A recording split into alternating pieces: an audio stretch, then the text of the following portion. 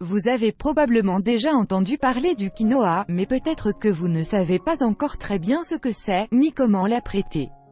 Voici tout ce que vous devez savoir, ainsi que des recettes pour le mettre en valeur. Les nombreux bienfaits du quinoa. Sigel-Bael Shutterstock. Le quinoa vient des Andes, plus particulièrement du Pérou et de la Bolivie. On le considère et on le cuit comme une céréale, mais en fait c'est plutôt une graine, comme les graines de pavot par exemple. La plante sur laquelle les graines de quinoa poussent s'apparente à la betterave, même si le quinoa consommé là-bas depuis des millénaires, nous, les Nord-Américains, l'avons seulement découvert il y a quelques années. Le quinoa est vite devenu un aliment chouchou des nutritionnistes et pour cause, son CVS impressionnant, une très haute teneur en protéines, beaucoup de fibres, sans gluten, le seul aliment végétarien qui contient les 9 acides aminés essentiels, du fer, du calcium, du magnésium, de l'acide folique. Alors, maintenant, vous comprenez peut-être mieux pourquoi vous devriez intégrer le quinoa à votre alimentation. En fait, le quinoa a même été en quelque sorte victime de sa popularité très soudaine, il a remis en question la sécurité alimentaire des pays qui le produisent. Heureusement, la production commence à se diversifier et il est même maintenant possible de se procurer du quinoa qui provient du Canada. Quelques compagnies en font pousser en Ontario et en Saskatchewan et ce produit est même vendu dans les grandes surfaces comme chez Costco. Recherchez-le. Comment le cuisiner? Variété, rinçage, proportion, prudence. Earl, UNS Splash. Il existe 3 variétés de quinoa, soit le blanc, rouge et noir. Le blanc, qui ressemble le plus au couscous, j'ai déjà utilisé ce subterfuge avec succès, pour mes enfants, est également le plus courant. Le goût est sensiblement le même pour les 3, mais le rouge est celui qui conserve le mieux sa forme après la cuisson.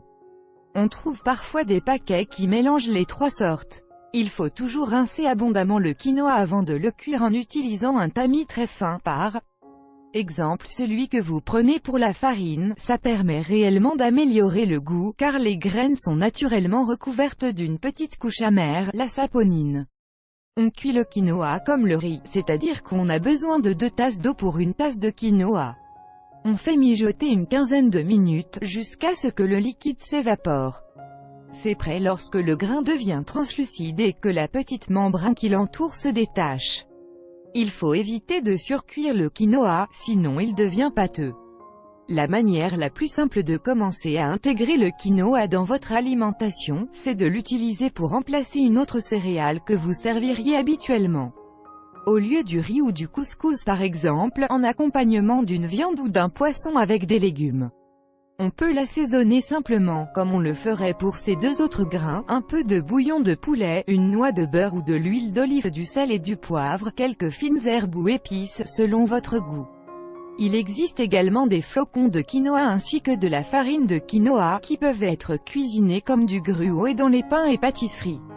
Bien évidemment que ces produits sont plus chers que leurs équivalents à l'avoine et au blé, mais il peut s'agir d'une excellente option pour les personnes qui ont une alimentation sans gluten.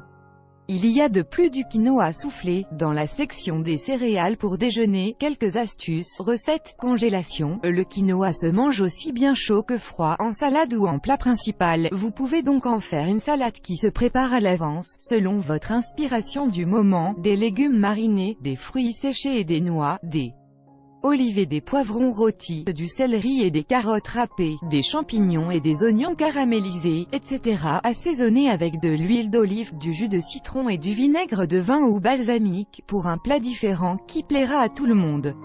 Le quinoa n'a pas non plus besoin d'être salé, il peut également s'apprêter dans les plats sucrés. Voir par exemple notre recette de bar tendre ci-bas. À noter, le quinoa est l'une des céréales qui se congèle le mieux. Doublez donc les quantités lorsque vous en faites cuire puis congelez le reste en portions, par exemple dans des sacs de style Ziploc. Pour le décongeler, il suffit de 2 minutes au micro-ondes et il n'y aura aucune différence avec celui qui vient d'être fait. C'est génial pour les soupers pressés, les bols repas ou encore les boîtes à lunch à préparer. Une tasse de quinoa avant cuisson donne 3 tasses une fois cuit. Après la cuisson, c'est toujours une bonne idée de laisser le quinoa reposer 5 minutes, puis de défaire les grains avec une fourchette. Il sera ainsi plus léger. 10 idées de recettes pour vous inspirer. Jennifer Palian. Vous aimerez aussi